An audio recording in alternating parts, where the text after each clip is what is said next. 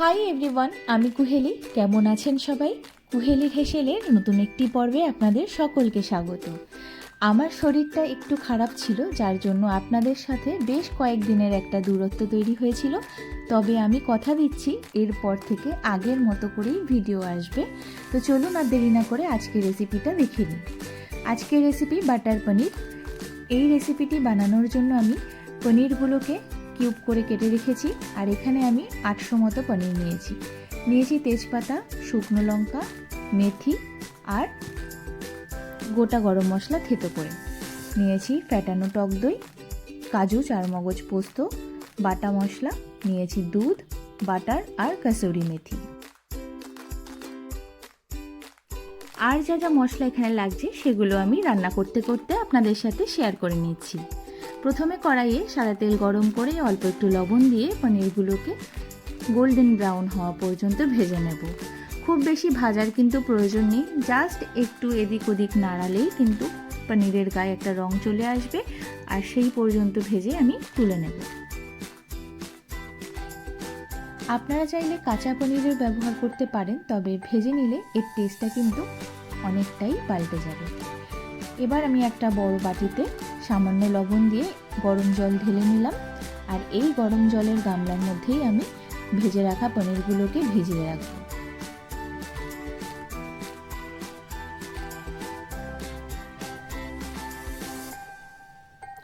বাকি পনিরগুলোকেও ভেজে একইভাবে ওই গরম জলের মধ্যে ভিজিয়ে রাখবো যতক্ষণ আমি মশলাটা কষাতে থাকছি।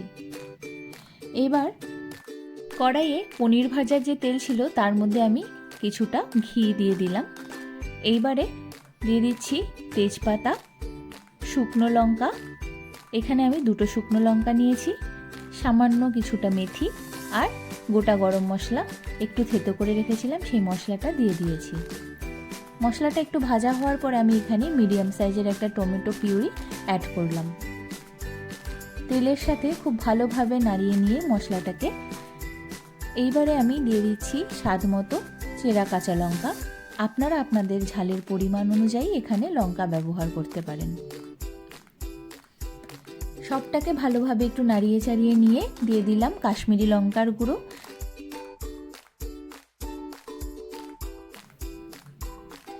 এইবারেও যে বেটে রেখেছিলাম চারমগজ, পোস্ত, কাজু, বাদাম, এই মশলাটাকে আমি দিয়ে দিচ্ছি। এখানে চারমগজ আছে 25 গ্রাম, পোস্ত আর কাজু দুটোই 50 গ্রাম করে রয়েছে। সমস্ত মশলাটাকে খুব ভালোভাবে কষিয়ে নেব। পোস্ত আর কাজু বাদামের একটা কাঁচা গন্ধ থাকে, সেটা যাওয়া পর্যন্ত। এইবারে দিয়ে দিচ্ছি ফ্যাটানো টক দই। এখানে আমি 3 চামচ টক দই দিয়ে দিলাম।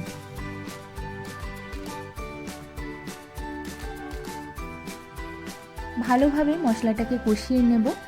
আর এবার দিয়ে দিচ্ছি আমি দুধ। এখানে পুরো মশলাটাকে আমি দুধ দিয়েই ফোটাবো। আর পরে ওই যে গরম জলে আমি ভিজিয়ে রেখেছিলাম পনিরটাকে, সেই গরম জল সমেত পনিরটাকে দিয়ে বাকি গ্রেভিটা তৈরি করব। তো আপনারা দেখতে থাকুন। দেখুন ফুটে উঠেছে। এইবার আমি স্বাদ মতো লবণ দিয়ে দিলাম।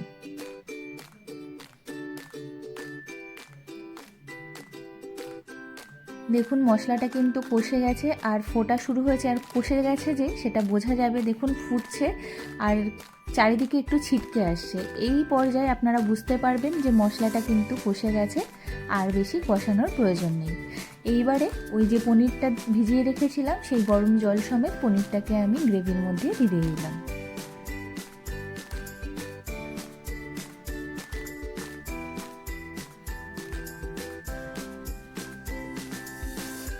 এবার একটু ভালোভাবে সমস্ত মশলার সাথে পনিরগুলোকে মিশিয়ে নেব, যাতে পনিরগুলোর মধ্যে খুব ভালোভাবে সমস্ত মশলার ফ্লেভার ঢুকে যায়।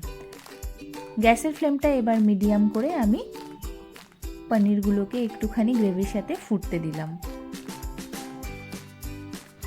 একটু খেয়াল রাখতে হবে, কিছুক্ষণ পর পর একটু নাড়িয়ে দিতে হবে, যেহেতু কাজু বাদাম আর চারমগজ আছে সেই জন্য তলা লেগে যাওয়ার চান্স থাকতে পারে। তো আপনারা কিন্তু এইরকমই কিছুক্ষণ বাদে বাদে একটু নাড়িয়ে দেবেন।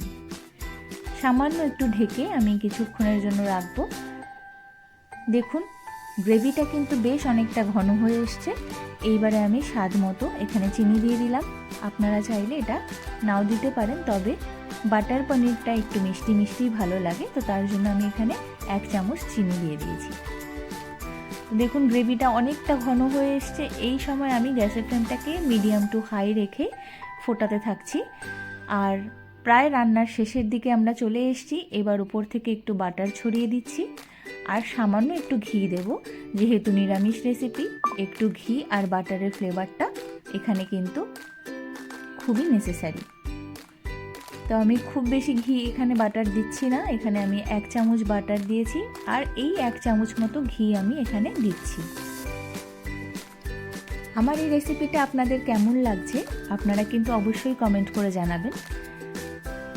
এইবারে আমি রোস্টেড কাসুরি মেথিটা উপর থেকে ছড়িয়ে দিই। ব্যাস, রান্নাটা কিন্তু অলমোস্ট শেষের পথে। এবার জাস্ট গরম গরম ভাত, ফ্রাইড রাইস, নান, রুটি যে কোনো কিছুর সাথেই আপনারা এটাকে ট্রাই করে দেখতে পারেন, তবে নান, রুটি বা ফ্রাইড রাইসের সাথে বেশি ভালো লাগবে। তো আমার এই রেসিপিটা আপনাদের কেমন লাগলো আমাকে কিন্তু অবশ্যই কমেন্ট করে জানাবেন। ভালো লাগলে লাইক, শেয়ার অ্যান্ড সাবস্ক্রাইব করে পাশে থাকবেন। ভালো থাকবেন, সুস্থ থাকবেন। বাই।